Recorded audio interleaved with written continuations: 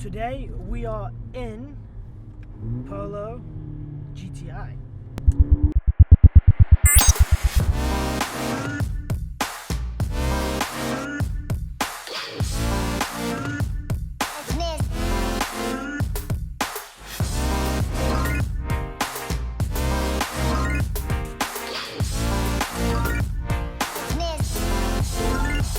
We've been spending the weekend here in Cape Town with the car. We've been filming, we've been driving it on mountain passes, on traffic, on the road, of course, and all those kind of things. Francisco's behind the wheel now. And yeah. It's weird because I need some coffee. It's early in the morning. Yeah, it is early and it's cold, so we're just trying to my mind's still trying to wake up, you know. But what I can tell you, one thing I've learned about this car, unfortunately having driven like all the competition over the last couple months, VW, what they've done is that they've created the best car to live with from an overall perspective. It is good at everything, and that's I think where the winning assets come in with this car, is the way the package works for all different types. It's sitting right now in Cape Town. Yeah. It's cold. I've got heated seats on. Ooh, you forgot about that one, eh?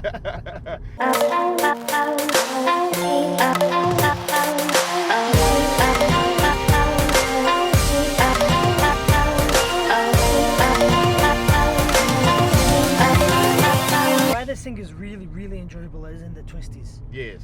It's got the XDS differential system, which is the same on the Club Sports. Yeah.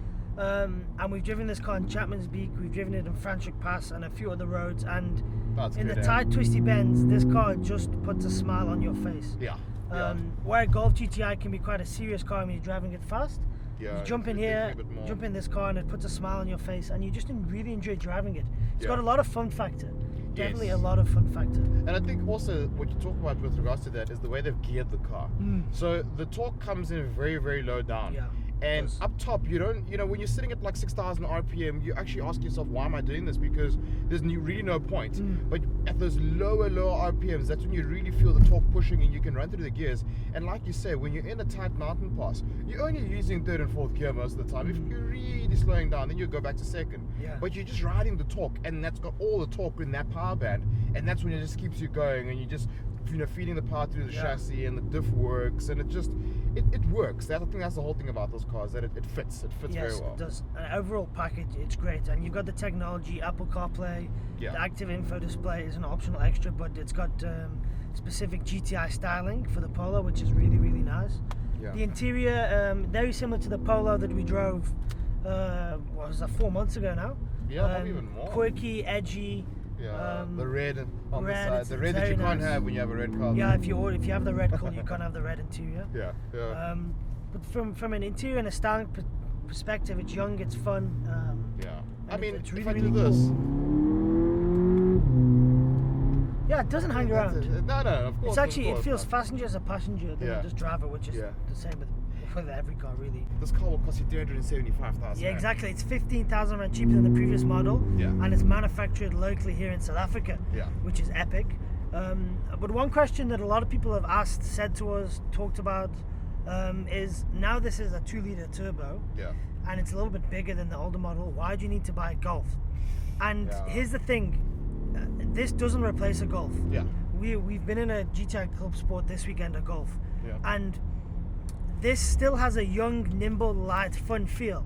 You jump into a Golf GTI, and it's a bit more of a solid car. It's definitely more space, and there's definitely more of a luxurious element. Yes. So it still doesn't quite fill the shoes of a Golf GTI. Yeah. But for what it's supposed to do, to be young, fun, like looking great, and just a car to enjoy, it does that really well. But in my opinion, it doesn't. It's still not on the level of a Golf GTI. Yeah. In terms of quality, performance, all sorts of things. And I think VW didn't even want it to be. Quality, It's just us as like journalists will then look at it from a price perspective and say, then why do you need a Golf? Yeah. Definitely, there is still a place for both vehicles to coexist and to do very well. I mean, 100,000 rand difference between the two cars is a big difference. I think what this does, though, is that it allows for, a guy who's doing well in his life, but who's maybe probably younger, because obviously a Golf's now going to cost you nearly probably 500,000 rand. Yes. So, that does also now talk to a slightly older market, maybe guys in their mid-30s, early 30s. This guy is someone who's probably in his mid-20s, doing well, and maybe late 20s as well, and also is now just wants something that's a bit more grown up. Yeah. But at the same time, he doesn't want to be sitting in a boy racer car. Yeah. It's a bit of both worlds. I can still put a suit on. It's a very young professional vibe. Exactly. I must say. And it sounds great, eh? It has the tone. I mean, I think it's got just the right amount of noise. Because when you do hoon it like that, you got a bit of suction noise, exhaust noise, you get the pops and bangs, and when you come off the throttle, you get a little bit of popping. But it's not too much. Yeah. Which what gives this car such a nice balance in my perspective. My question is now, where can we find some coffee?